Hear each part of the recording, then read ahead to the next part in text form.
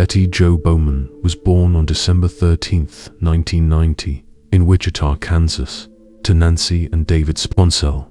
From the moment she entered the world, there was something radiant about her. She had a natural warmth that made people feel instantly at ease, a kindness that would become her defining trait. At Bishop Carroll Catholic High School, Betty stood out not for seeking attention, but for her effortless compassion. Teachers and classmates alike remembered her for her bright smile, her sincerity, and her ability to make everyone around her feel seen and valued. After graduating, Betty followed a path that reflected her heart for others: pharmacy. She wasn't drawn to it for prestige or money. She was driven by a genuine desire to help people live better, healthier lives. Her passion led her to the University of Kansas School of Pharmacy, where she poured her soul into her studies, eventually earning her doctorate of pharmacy in 2017.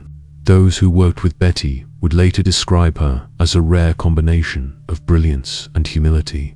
Jason Herold, who trained her at Mayo Clinic, recalled, "She was so sharp, very reliable, hardworking, and smart. We hit a home run with that one. She was an excellent pharmacist and an even better person." Eric Muller, one of her colleagues, described how Betty's energy transformed every space she entered. She brought a positive, upbeat attitude into every situation. Her heart was wide open to everyone. Outside of work, Betty's life was filled with color and curiosity. She loved traveling, exploring Yosemite, Hawaii, and Iceland, places where she could soak in nature's beauty and recharge her spirit. She was a proud advocate for LGBTQ+ rights, believing deeply in love, equality, and acceptance. And perhaps one of her greatest joys came in the form of her beloved corgi, Sir Crumpet II of Malbury, who accompanied her on morning walks and weekend adventures. Her friend David Bergerer remembered their last conversation vividly. "Just a week before she left, she told me about this beautiful double rainbow she saw while walking Crumpet before work. She said she hoped we'd all find something beautiful in our day too." That was just who she was. Betty had a rare gift. She made ordinary moments feel meaningful. But tragically, the very person who should have cherished that light the most would become the one to extinguish it. As Betty's career blossomed, she met Connor Fitzgerald Bowman, a man who appeared to share her drive and intellect. Connor was a medical student working toward a career in internal medicine and later secured a residency at Mayo Clinic, the same world-renowned institution where Betty worked. To outsiders, they seemed like the perfect match. To bright, ambitious professionals whose lives revolved around science and helping others. But beneath the surface, Connor carried a much darker nature. He wasn't just a resident doctor, he was also a poison control specialist, a man with in-depth knowledge of toxins, their symptoms, and how they interact with the human body. It was knowledge that, in the right hands, could save lives, but in the wrong hands, could take them. And for Betty Jo Bowman, that knowledge would one day become a weapon. On May 30, 2021, in Independence, Missouri, Betty Jo Sponsell and Connor Fitzgerald Bowman stood before family and friends and said, "I do." The ceremony, held at the Rhapsody, was elegant, filled with laughter, music, and promises of a shared future. To everyone in attendance, they seemed like the perfect couple, two intelligent, driven young professionals standing at the peak of their potential. Betty was thriving as a pharmacist. Her kindness, intellect, and tireless dedication had made her a rising star at the Mayo Clinic in Rochester, Minnesota. Connor, meanwhile, was completing his internal medicine residency, walking the same hospital corridors. They appeared to be living a dream life, the so-called medical power couple. Their friends often saw them as a match made in science. Two compassionate healers with a shared passion for helping others. But behind that polished image, something darker was taking shape. Beneath the smiles and social media photos, cracks had begun to form. Connor carried substantial medical school debt, a weight that lingered over every financial decision they made. To manage the strain, the couple kept separate bank accounts, a decision that friends later described as a sign of deeper division. By August 2023, their once loving marriage was unraveling. Friends noticed the tension. quiet arguments that turned into loud fights, whispers of infidelity and growing financial stress. What no one realized was that while Betty tried to hold their relationship together, Connor was quietly planning something far more sinister. While Betty was at work, saving lives in the operating room pharmacy, Connor was at home plotting how to take one.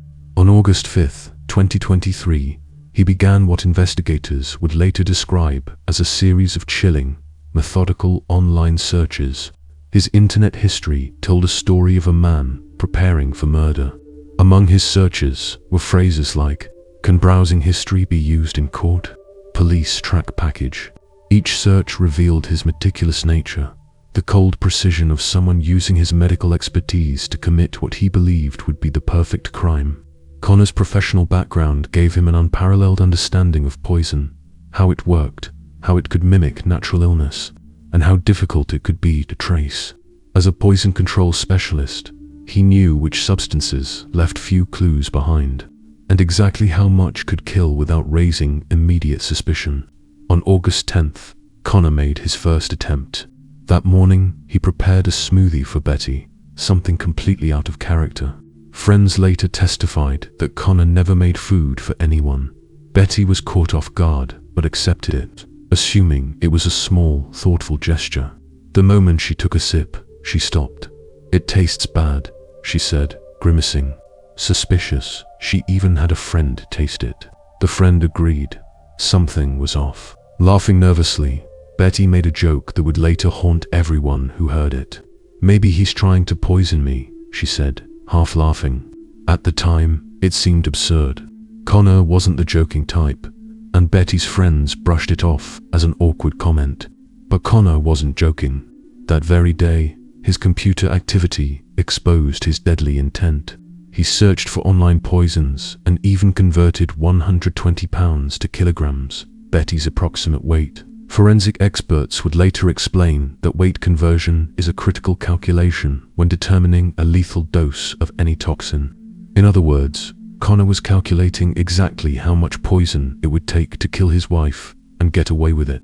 By August 11th, 2023, Connor Fitzgerald Bowman had found exactly what he was looking for, a poison that could kill quietly. His meticulous research led him to colchicine, a medication typically used in small doses to treat gout, but deadly when administered in higher amounts. To the untrained eye, colchicine poisoning looked nearly identical to severe food poisoning or stomach flu. Nausea, vomiting, and dehydration that worsened over time, but internally it was shutting down organ by organ. Using his Mayo Clinic employee email address, Connor ordered the substance online for $52.20. It was an astonishingly reckless move for someone who prided himself on precision, purchasing his wife's death sentence through his work email, leaving a clear trail that would later become one of the prosecution's strongest pieces of evidence. But Connor's planning didn't stop with acquiring the poison. He was already preparing for life after Betty. On August 18th, just 2 days before Betty's death, Connor typed another disturbing search into his computer. Is widower gender neutral? He wasn't asking out of curiosity. He was preparing his dating profile. Investigators later discovered that Connor had already joined Bumble, describing himself as a widower, even though Betty was still alive. He was actively messaging women, setting up a future that required his wife to no longer exist. By that point, Connor was living as if the crime had already been committed. His search history was a roadmap of premeditation, from oil of wintergreen toxicity to how to delete internet browsing history permanently. He'd even researched sodium nitrate as a backup poison and calculated exact colchicine dosages based on body weight. Connor wasn't improvising. He was designing a murder with clinical precision, leveraging his medical training to craft what he believed was the perfect, undetectable crime. But even the most careful killer leaves traces, and Connor's arrogance would eventually expose him. Before that, though, he needed Betty to trust him one last time. On August 15th, 2023, Betty had planned to unwind with friends after another long day in the operating room pharmacy. But that evening, Connor intervened. He wanted her to stay home. For the second time in less than a week, He surprised her by offering to make her a drink. After the strange tasting smoothie incident days earlier, Betty might have been cautious, but this time, Connor was offering alcohol. He poured rum for her and whiskey for himself. Friends later testified that Connor never made drinks, never did romantic gestures like that. It was completely out of character. But Betty saw it as a rare moment of warmth, a small sign that maybe, just maybe, their marriage could be repaired. She texted her friends to cancel her plans, saying she was staying home with Connor. To Betty, it was a chance to reconnect. To Connor, it was the final step in his plan. The culture scene he had purchased was odorless and tasteless, especially when mixed with alcohol. As Betty sipped her drink, she had no idea that each swallow contained a carefully measured, lethal dose of poison. Across the room, Connor watched her, calm, composed, and utterly aware of what was happening. He knew the symptoms would take hours to appear. He knew that by the time she felt sick, it would already be too late. And he knew that everyone, her friends, her colleagues, even the doctors who would try to save her, would believe it was food poisoning. Connor had finally executed his plan. Betty had no idea she'd just drunk her death. At 2 a.m. on August 16th, Betty woke up violently ill. She was suffering from severe vomiting, dehydration, and stomach pain. Connor, playing the role of a concerned husband, stayed by her side, helping her to the bathroom and offering comfort. He was, after all, a doctor. He knew exactly what was happening because he had caused it. By morning, Betty texted her friends, "I've been very sick since 2 a.m. She assumed it was from that strange tasting smoothie she had days earlier, not realizing the real poison had come from the rum her husband had made the night before. Connor took Betty to Mayo Clinic's St. Mary's Hospital, where she was admitted with what appeared to be severe food poisoning. The medical staff, unaware of the poisoning, treated her for gastrointestinal illness and dehydration. Connor played his part flawlessly, attentive, calm, and devoted. Staff noted how composed he seemed, chalking it up to his medical training. But behind that calmness, Connor was using his access as a Mayo Clinic resident to secretly monitor Betty's medical files, checking every update in real time. He even suggested to doctors that she might be suffering from hemophagocytic lymphohistiocytosis, or HLH, a rare disorder that could mimic her symptoms. Tests were inconclusive, but his suggestions successfully misled the team. Betty's condition deteriorated rapidly. What began as suspected food poisoning soon led to cardiac issues, fluid buildup in her lungs, and multi-organ failure. Emergency surgery was needed to remove portions of her colon, tissue that was literally dying from the poison circulating through her body. Through it all, Connor stayed close, comforting Betty, updating family, and maintaining his perfect facade. But even as she fought for her life, he was on dating apps, calling himself a widower and boasting about the $500,000 life insurance payout he expected after her death. On August 20th, 2023, Betty Jo Bowman died from organ failure caused by colchicine poisoning. She was just 32 years old. Connor's reaction was immediate and telling. He insisted that Betty be cremated as quickly as possible. Claiming she didn't want to be a cadaver, he pushed to block any autopsy from being performed. For a man supposedly consumed by grief, Connor seemed unusually focused on preventing further examination of his wife's body. But unknown to him, someone was already suspicious. On August 21st, 2023, just one day after Betty's death, a call came in to the Southeast Minnesota Medical Examiner's office. The anonymous caller delivered information that would transform what looked like a tragic medical case into a full-blown homicide investigation. The voice on the line revealed that the Bowmans had been discussing divorce, following infidelity and a deteriorating relationship. It was exactly the kind of tip that medical examiners and detectives take seriously when someone dies unexpectedly. The caller also seemed to know deep personal details about the couple's marriage, information that wasn't publicly known among friends or co-workers. Dr. Elizabeth Weiss, the medical examiner, immediately halted Connor's cremation request.